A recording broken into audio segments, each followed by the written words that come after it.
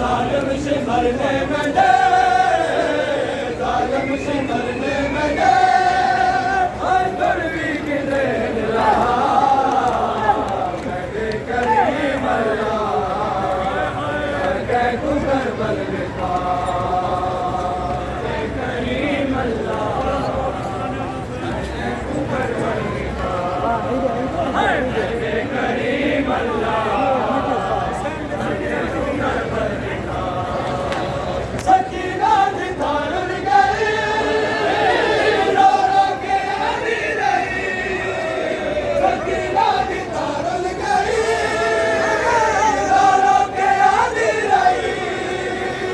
ظالم سے مرنے میں دے، ظالم سے مرنے میں دے، اور دروی کی دین لا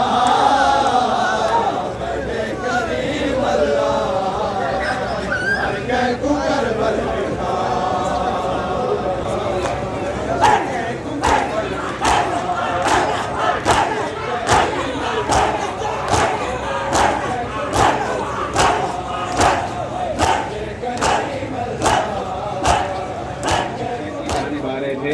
اور جس مقام پہ مولا عباس کا دایاں بازو قلم کیا گیا، یہ وہ مقام ہے۔ اس مقام کی آپ زیارت کریں گے، کوشش کریں جب بھی آپ اس طرح کی کسی مقام پہ جا رہے ہیں تو مقام سے چند فاصلے پہ اپنے جوتے اتار دیں تاکہ مقام کا احترام اپنی جگہ باقی رہے۔ پر محمد و آل محمد صلی اللہ علیہ وسلم جس مقام پہ موجود ہے، یہ وہ مقام ہے کہ روز عاشور حضرت عباس علمدار علیہ السلام جب نہر فرات پانی لینے کے لیے گئے اور خیمہ حسینی کی جانب جب واپس آ رہے تھے تو اس وقت لعین نے جب حملہ کیا، اور وہ مقام ابھی آپ دیکھ رہے ہیں جہاں دایاں بازو قلم کیا گیا، یہ وہ مقام ہے جہاں بایاں بازو قلم کیا گیا۔ آپ اس وقت جس مقام پہ موجود ہے نا، آپ کے پشت پہ قبر حضرت علیہ السلام ہے، سامنے آپ کے مقام موجود ہے جہاں بازو قلم کیا گیا۔ ایک تاریخی واقعہ آپ کے سامنے نقل کرتا چلوں کہ آیت اللہ حمدانی رحمۃ اللہ علیہ کے زمانے میں ایک مہندس کو بلایا گیا۔ آپ سب حضرات جانتے ہیں متوکل نے اپنے زمانے میں پانی بہایا تھا، جو آج بھی عباس علمدار کی قبر کا طواف کرتا ہے۔ بہرحال پانی کے طواف کی وجہ سے، پانی کی وجہ سے قبر تھوڑی مسمار ہونے لگی۔ وہ مہندس یعنی انجینئر آتا ہے اور آنے کے بعد قبر کا معائنہ کرتا ہے۔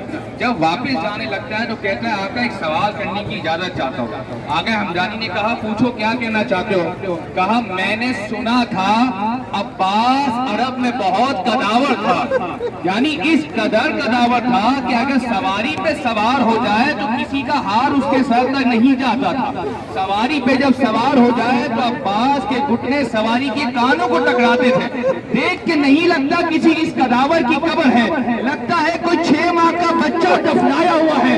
یہ جملہ سننے کے بعد حمدانی نے اپنا سر دیوار پہ مارنا شروع کیا، کہنے لگا آقا کوئی جسارت کرتی؟ کہا نہیں تو نے جسارت نہ کی، لیکن اس شہید کی قبر کیوں اتنی نندی نہ ہو؟ جب زیر سے زمین پر آیا بازو کٹ چکے تھے، لاشا پامال ہو چکا تھا۔ اس وقت آپ جس مقام پہ موجود ہے اسے مقام شیر فضہ یا اسد فضہ کہا جاتا ہے۔ عربی زبان میں اسد کے معنی شیر کے ہوا کرتے ہیں۔ ایک روایت ہے اس مقام کے بارے میں، اور بعد میں جو اس کے بارے میں اختلاف واقعی نظر کروں گا۔ رسول خدا صلی اللہ علیہ وسلم کا ایک غلام تھا، صلوات پڑھیں محمد علیہ، کشتی میں سفر کر رہا تھا، کشتی میں ڈوبنے لگا، بہرحال تو اس نے اپنے آپ کو بچاتے ہوئے ایک کنارے پہ لے کر آیا۔ کنارے میں جنگل تھا، جب جنگل میں جانے لگا تو اس کا سامنا ایک درندہ صفت جانور یعنی شیر سے ہوا۔ وہ شیر اسے حملہ کرنا چاہتا تھا، کھانا چاہتا تھا۔ اس کے منہ سے بے ساختہ نکلا کہ میں اللہ کے رسول کا غلام ہوں۔ یہ جملہ سن کے اس شیر نے اسے چھوڑ دیا۔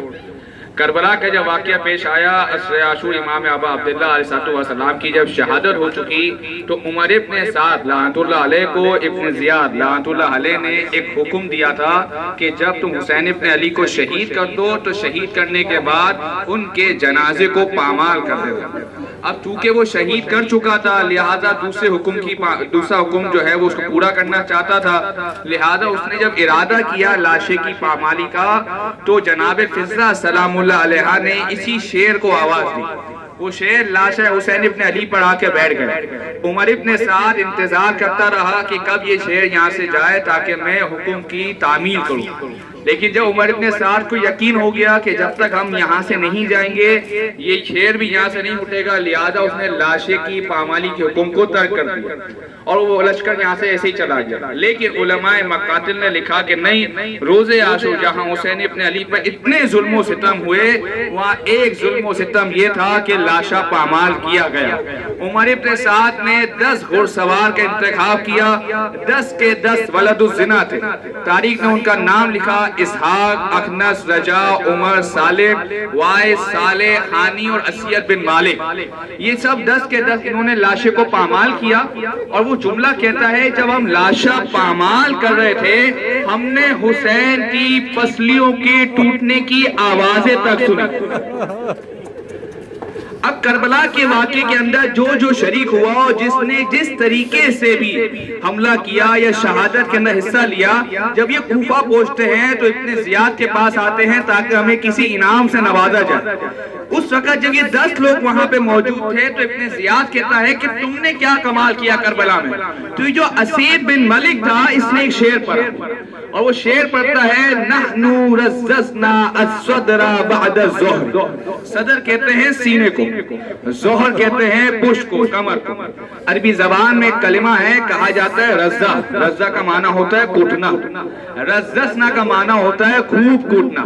اب یہ آخری جملہ پڑھ رہا پھر آپ کی زبان سلام، وہ کہتا ہے نحنو رززنا الصدر بعد الظہر، ہم نے پہلے لاشا حسین کو پشت کے بل لٹایا اور خوب گھوڑے دوڑے، اور پھر ہم نے لاشا حسین کو سینے کے بل لٹایا اور پھر خوب گھوڑے دوڑائے۔ میرا اس مقام پہ آپ موجود ہیں، اس مقام کی یاد کریں، پھر انشاءاللہ آگے چلیں۔ پر محمد و آل محمد صلی اللہ علیہ وسلم۔